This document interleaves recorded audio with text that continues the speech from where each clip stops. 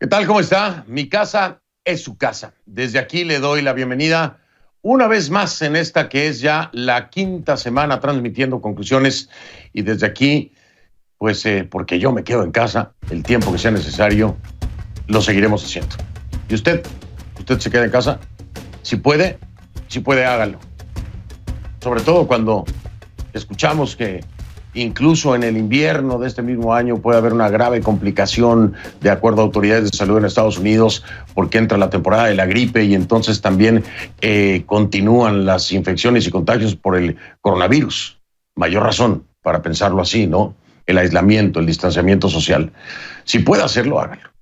Se lo vamos a agradecer muchos y va a salvar muchas vidas. Bienvenido entonces, soy Fernando del Rincón. Mucha información, así que de inmediato, como todas las noches, le muestro imágenes en vivo de Miami, en el corazón de Brickell. Le informo también que el estado de la Florida elevó su cifra total de contagios de coronavirus a 28,576, con 707 nuevos casos registrados y 923 muertes, 60 más que el día de ayer. Lo que muestra una tendencia a la alza en ambos rubros. El condado de Miami-Dade sigue siendo el epicentro del estado con más de 10,000 personas contagiadas. Así que los números al menos en la Florida, para abajo, no van. La curva sigue siendo ascendente.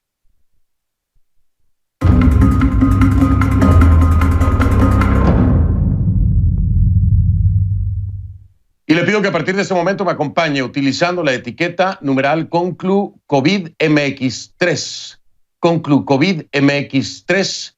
México, por supuesto, tercera parte de nuestra cobertura sobre lo que está ocurriendo en México y las decisiones que toma el gobierno del presidente Andrés Manuel López Obrador. Así que Conclu COVID MX3 es la etiqueta. Sus comentarios con esta etiqueta, por favor, a mi cuenta en Twitter, @soyfdelrincón, @soyfdelrincón.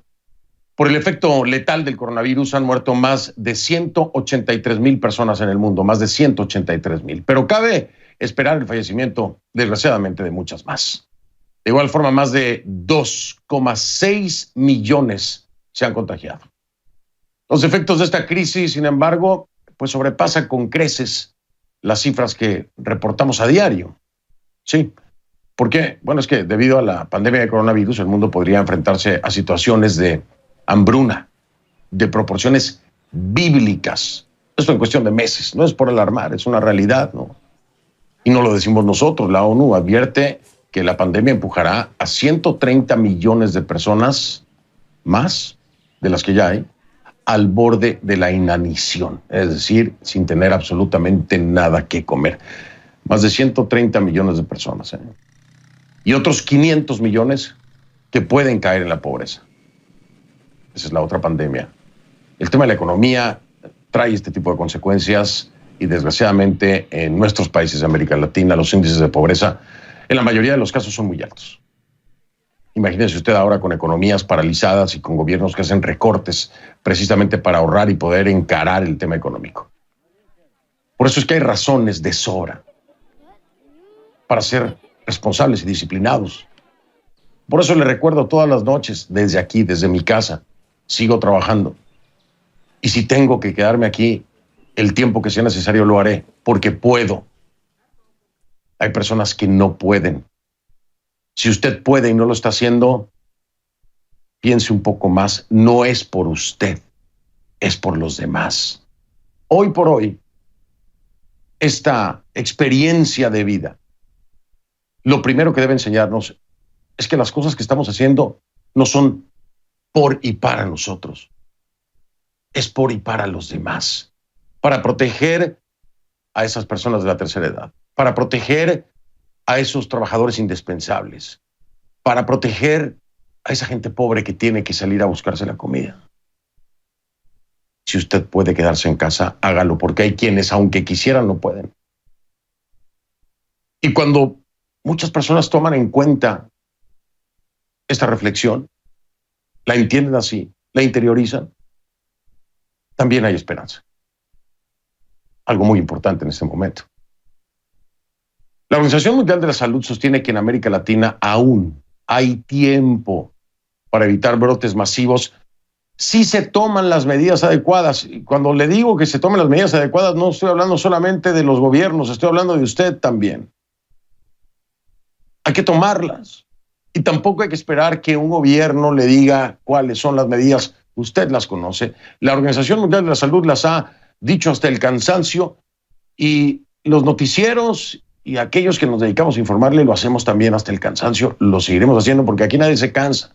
Nadie se cansa de tratar de salvar vidas. Nadie se cansa de informarle con la verdad. Nadie se cansa de terminar con los rumores, de terminar con la alarma, con el amarillismo. No, son realidades y hay que tomarlas en cuenta y hay que interiorizarlas. Pero aquí viene otro tema, ¿no? La reapertura. ¿Qué dice la Organización Mundial de Salud? Pues cree que la decisión corresponde a las autoridades locales. Y por supuesto, lo primero que habría que evaluar es dónde está el virus, cuánto se ha propagado y si está controlado. Y depende de la zona, depende del país, depende del municipio. Por ejemplo, ¿se han tomado las medidas adecuadas en Brasil?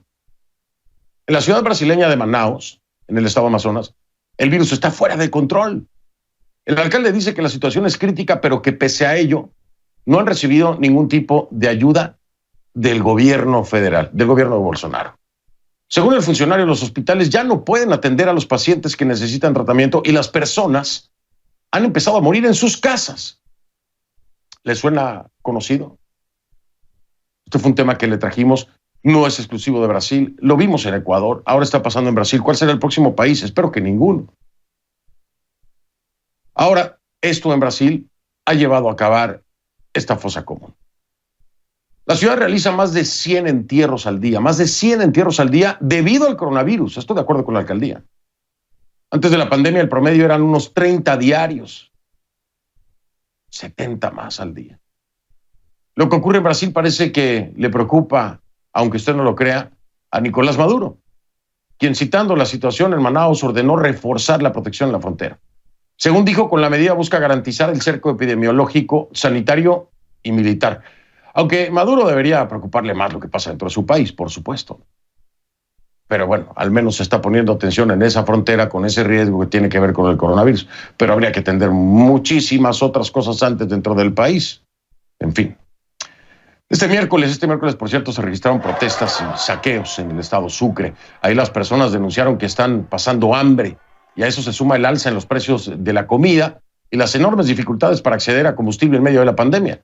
De acuerdo con datos de la oposición, los hechos se saldaron con al menos 7 heridos. Uno de ellos sufrió herida de bala.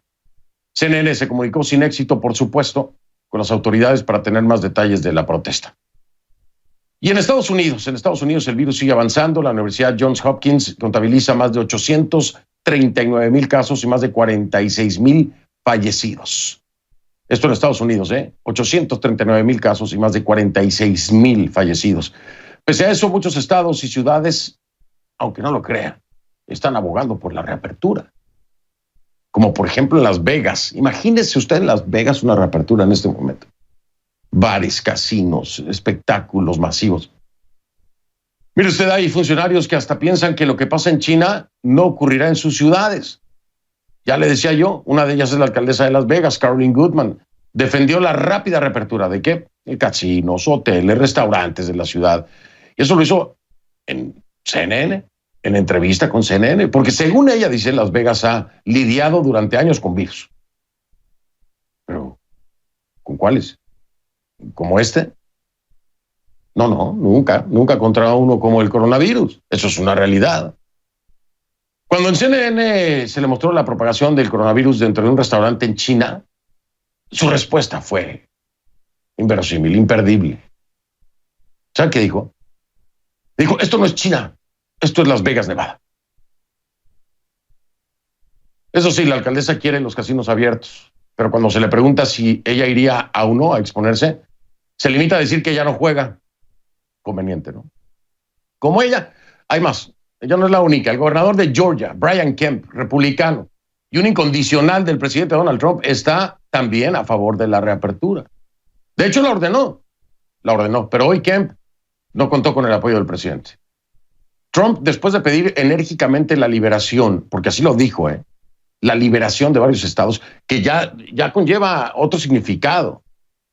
Ya se está hablando de derechos fundamentales. Esa palabrita que utilizó Trump de liberen a Minnesota, liberen, y mencionó a varios estados. Oigan, aquí en los Estados Unidos se tomó como un tema de derechos fundamentales. Y la gente que protestaba, que eran los menos, la verdad, vamos a decirlo tal cual, muy pocos, la gente que protestaba alegaba que se estaban violando sus derechos. Imagínese usted. Claro, ¿por qué? Pues porque Trump le dio pie con esta palabrita de la liberación de varios estados. Bueno, Trump dice ahora que es demasiado pronto para reabrir la economía de Georgia. Así que el gobernador le siguió el juego y después ahora Trump se la regresó en reversa, ¿no? Señaló que le dijo al gobernador Trump que está en total desacuerdo con la decisión porque el virus sigue amenazando al Estado. En fin, ¿quién puede entender estos mensajes mixtos de Donald Trump? Modelos citados por la Casa Blanca muestran que tanto Georgia como 11 otros estados deberían esperar al menos, escuché bien, al menos hasta junio para reabrir. Por cierto, Trump promulgó un decreto con el que suspende la inmigración a Estados Unidos de los solicitantes o de las solicitudes de la tarjeta verde o el Green Card.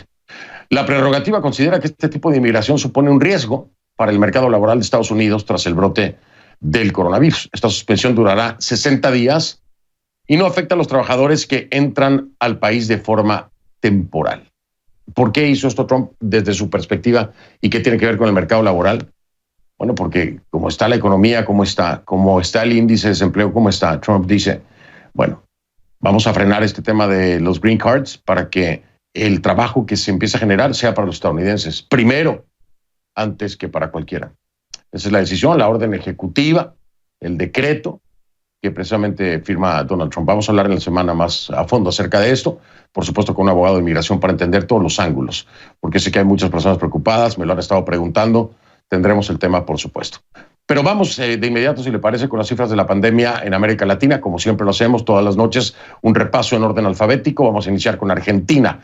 En Argentina, 3.288 casos y 159 defunciones. De Argentina a las Bahamas, 70 contagios y al menos 9 muertos. Belice se mantiene con 18 casos y 2 fallecidos. Bolivia, 672 casos y 40 muertes. En Brasil se cuentan, escuche por favor, más de 45.700 contagios y 2.906 fallecidos. En Chile tenemos 11.296 casos y 160 muertos. Colombia confirma 4.356 contagios y 206 fallecidos. Costa Rica, 681 casos y 6 muertes. En Cuba, el régimen reconoce 1.189 contagios y 40 defunciones. En Ecuador la cifra oficial es de 10.850 casos y 537 fallecidos. El gobierno también contabiliza 952 fallecidos probables por coronavirus. O sea, tiene 537 fallecidos, de acuerdo al gobierno de Ecuador, por coronavirus y 952 probables. De ahí nos vamos a El Salvador con 237 infectados y 7 muertes. En Guatemala 342 contagios y 10 fallecidos. En Haití son 58 casos y 4 muertos. En Honduras tiene más de 500 casos y al menos 46 defunciones. Jamaica se reportan 233 contagios y 6 muertes. México sumó más de 1,000 nuevos contagios en un día. De acuerdo, por supuesto, le subrayo, a cifras oficiales. La cifra entonces, también oficial, es de 10.544 casos y 970 fallecidos. Esto en México. Nicaragua sigue reportando, de acuerdo al régimen Ortega Murillo, 10 casos y 2 muertes. Se lo subrayo igual. En Panamá hay 4.992 contagios y 144 fallecidos. En Paraguay, 213 infectados y 9 muertes. Y Perú cuenta 19.250 casos y 530 defunciones. Vamos a la Isla del Encanto, Puerto Rico, más de 1.250 casos y al menos 63 fallecidos. En República Dominicana, 5.300 casos y 260 fallecidos. Uruguay, 549 casos y 12 defunciones. Y Venezuela, 298 contagios y al menos 10 fallecidos, se los subrayo, de acuerdo al régimen de Nicolás Maduro. Tengo información aquí que se genera de Guatemala. Guatemala reporta 342 casos confirmados y 10 muertes por coronavirus. Las muertes se sumaron, 10 se sumaron a las muertes. En un mensaje que da a cadena nacional el presidente, el doctor Alejandro Yamatei, en las últimas 24 horas se registraron 26 casos nuevos y 2 muertes. Es información que se genera precisamente allá en Guatemala. Voy a marcar una pausa, regreso, vamos a enfocarnos en México, vamos a enfocarnos en el manejo que le está dando el gobierno de Andrés Manuel López Obrador y su 4T, la incomodidad de varios gobernadores. El día de hoy se tomó como 20 minutos para atacar a la prensa también. En fin, muchas cosas que hablar. Y para eso me va a acompañar, usted lo conoce, Pedro Ferriz de Con, periodista mexicano. También quiero decirle, ex candidato presidencial. Me acompaña desde la Ciudad de México. En un momento estamos hablando precisamente con él. Ya ven.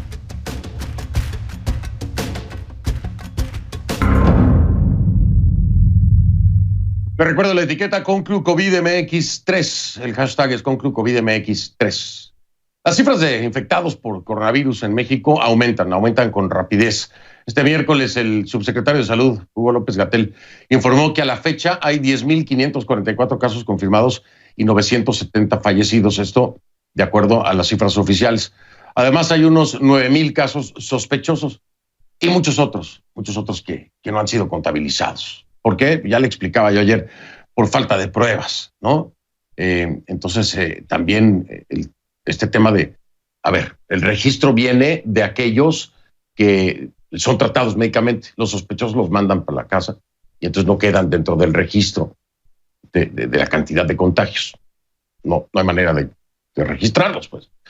La emergencia sanitaria que ya entró en fase 3 se ha convertido en una prueba de fuego para la 4T de López Obrador. Pronto, alertan las autoridades, los hospitales van a entrar en una etapa de saturación y la cifra de infectados fallecidos podrían aumentar exponencialmente. La situación requiere de medidas extremas como el cierre de los sistemas de transporte y de sitios públicos, medidas que al parecer de muchos tuvieron que haberse tomado mucho tiempo antes, ¿no? Desde hace semanas. Cuando López Obrador decía que llevaran a sus familias a los restaurantes y a las fondas, que se besaran, que se abrazaran, para muchos desde esa época tenía que haberse tomado este tipo de medidas. Esas medidas están afectando, por supuesto, la economía mexicana. Varios empresarios aseguran que el gobierno de Manuel López Obrador no les está dando el respaldo que requiere, ¿no? No les está dando un real programa de recuperación. En medio del debate, López Obrador anunció este martes un plan económico con 11 puntos para paliar las consecuencias de la pandemia. Y ahí hay 3 de los que muchos califican como caprichos de López Obrador, que los mantiene. Este plan económico mantiene 3 de los caprichos. Ya voy a hablarlo con Pedro Ferriz de Con. El anuncio lo hizo un día después de que el Banco Central decidiera inyectar el equivalente a más de $30,000 millones al sistema financiero. ¿Para qué? Bueno, para garantizar liquidez en los mercados y afrontar los efectos de esta crisis sanitaria. Así que sin más preámbulo, le quiero dar la bienvenida esta noche a mi invitado, que es Pedro Ferriz de Con. Vamos con él.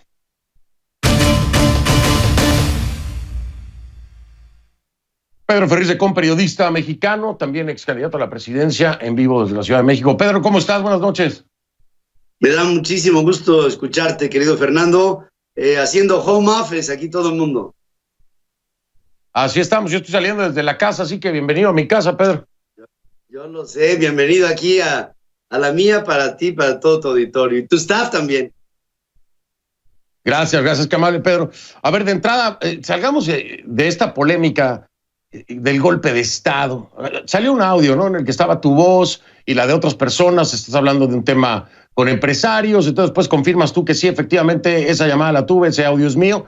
Y viene entonces esta declaración del golpe de Estado, que te acusaban que querías dar un golpe de Estado, pero te avientas de lleno y dices, nada me gustaría más que eso, me hubiera encantado. Digo que me encantaría porque este Estado, entendido como el gobierno que está al frente de México, es lo peor que he visto en mi vida. Pedro, te aventaste duro, lo dices en serio y asumes las consecuencias, porque te pueden acusar aquí, ya sabes, de muchas cosas, ¿no? Bueno, es que el primero que ha dado un golpe de Estado en este país es el presidente de la República. Si alguien hoy está debilitando y es el protagonista del debilitamiento de las instituciones mexicanas, es el presidente de México. Si alguien, Fernando, tú tienes memoria de periodista, dijo en alguna ocasión, al diablo con las instituciones, hoy gobierna a las instituciones, Y si alguien desde el Estado tendría que estar actuando a favor de defender a un aparato productivo enorme como es el aparato productivo de México, y tendría que estar al frente es el presidente de la República, pues no lo está. Y lo que yo estoy organizando es encontrar espacios legales para quitarle al presidente la facultad de ejercer el presupuesto de este año en sus obras estúpidas, perdóname la palabra, del trenecito Maya, que no sirve para nada ahorita, del transísmico de Dos Bocas, un momento en donde el petróleo estaba hasta hace unas cuantas horas en términos negativos, de un aeropuerto que no tiene ni pies ni cabeza, y de un programa en donde se le da dinero a los que no hacen nada, con los atentos saludos de los que hacemos todo el trabajo. Entonces, si presentamos a nivel diferentes gobernadores controversias constitucionales que hablen de este momento y de la necesidad de que se presente un plan que no existe, pienso que el presidente tendría las manos atadas para seguir haciendo tonterías. Pero, y mira, Pedro, a mí me llama mucho la atención y quiero rescatar lo que estás mencionando, porque sale Andrés Manuel López Obrador hoy con su plan económico, hay 11 puntos. Te pones a revisarlo y dentro de su plan económico, en esta situación, en este momento, en esta crisis, mantiene el Tren Maya, mantiene el aeropuerto, mantiene las refinerías bueno, me falta uno, pero mantiene todos estos que muchos dicen son sus caprichos. ¿Cómo poder explicar esto desde la perspectiva de un plan económico en el que ya lo mencionabas tú, ¿no? El precio del petróleo está en negativo, en el que se está enfrentando una pandemia y en el que, bueno, ya nos han descalificado, ¿no? Las calificadoras de riesgo, varias de ellas. Entonces, ¿cómo poder entender esta acción de parte del presidente? Además, Fernando, fíjate, tú estabas diciendo ahorita al público que también se propone un proyecto para meterle 30,000 millones de dólares a la estructura, digamos, de circulante en el país, pero haciendo la salvedad de que esos 30,000 millones de dólares fueron a iniciativa del Banco Central y de su autonomía. O sea, al presidente en la vida se le hubiera ocurrido una cifra de esta naturaleza. Mira, en lo que Estados Unidos está gastando, pues ya llevo la cuenta ahí por arriba de los 5 trillones de dólares para que la economía más o menos soporte el trancazo después de la guerra, en la posguerra del coronavirus. En México, el proyecto más ambicioso para apoyar a las pymes es de 3,000 millones de dólares para apoyar a 3 millones de empresas, dándoles 25,000 pesos, que equivalente en dólares serían $1,000 a una empresa que a lo mejor estuvo gastando 5 o 6 o 7 millones de pesos en su nómina durante 3 meses parejito, sin ningún tipo de apoyo del gobierno. Ahora, el gobierno no está regalando el dinero, el gobierno está tomando el dinero de los contribuyentes en un momento de emergencia, en donde hay que ponerlo, y si hace falta más, pero en algún momento se lo vamos a pagar al país. No es un rescate a fondo perdido, sus tonterías, pero yo quiero ver, Fernando, y ojalá y me equivoque, yo quiero ver a mi México en 1 mes y medio. Vamos a pensar que salgamos de la pandemia, ¿cómo va a estar la calle? Cuando toca el hambre a tu corazón, hay problemas. Y pienso que México está yendo derechito a un precipicio, Fernando. Y si a eso le sumamos o agregamos en la ecuación la ley de amnistía, ¿qué piensas? No, se reúne el Senado mexicano el lunes rompiendo todo el protocolo, porque se supone que era home office, y convoca a Morena a una sesión extraordinaria en donde se levanta Damián Cepeda del PAN y dice: a mí me da vergüenza venir a esta reunión cuando tendríamos que estar haciendo o apoyando un plan del presidente para rescatar al país. Me salen con que tenemos que hacer un proyecto inmediato para evitar que delincuentes que venden cocaína a nuestros hijos o asesinos, confesos incluso, para sacarlos de la cárcel porque se pueden infectar. Yo no voy en contra de que haya algo, podríamos hacer que se fuera a su hogar y desinfectarlo y aislarlos para que no hubiera problema, pero sacarlos a la calle. Por Dios, ¿de qué estamos hablando? O sea, pienso a veces que esta cuarta transformación, Fernando, está mostrándonos su rostro real. Y esta pandemia yo la veo como una bendición. Y te voy a decir por qué.